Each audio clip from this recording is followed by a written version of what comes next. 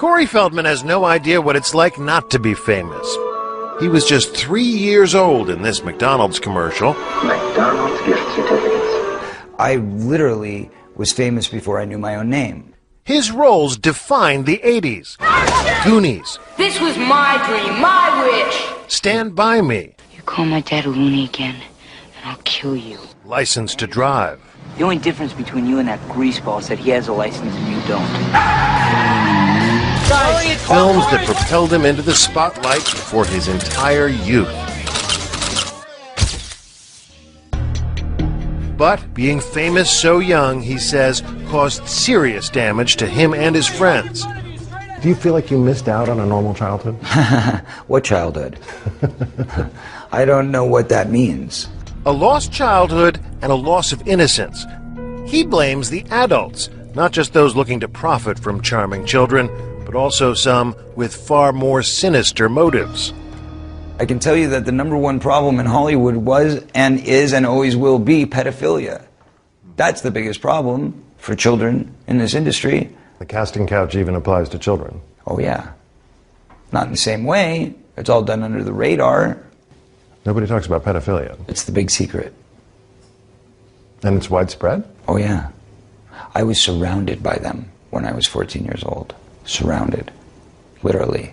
Didn't even know it. It wasn't until I was old enough to realize what they were and what they wanted and what they were about and the types of people that were surrounding me till I went, oh my God, they were everywhere like vultures. Vultures who Feldman says abused him and his best friend, the late child actor Corey Haim, his co-star in The Lost Boys. Well, what happens if my mom is dating the head vampire? Feldman says the trauma of that pedophilia contributed to Haim's death. There's one person to blame in the death of Corey Haim, and that person happens to be a Hollywood mogul. And that person needs to be exposed, but unfortunately I can't be the one to do it.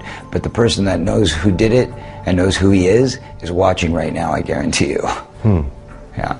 Intriguing. Yeah. There was a circle of older men that surrounded themselves around this group of kids. And they all had either their own power or connections to great power in the entertainment industry. Feldman won't name names. And he admits his friend had a struggle with addiction, which he says was a mechanism to cope with his demons. It was a symptom. It was a symptom, correct. Are we in it?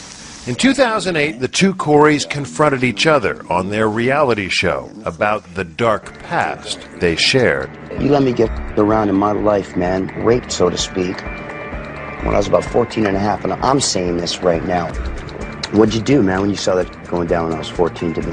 What'd you do? You knew about it. You want to talk about the truth? Okay, well then let's talk about the truth. I was being molested at the same time by somebody else. What'd you do?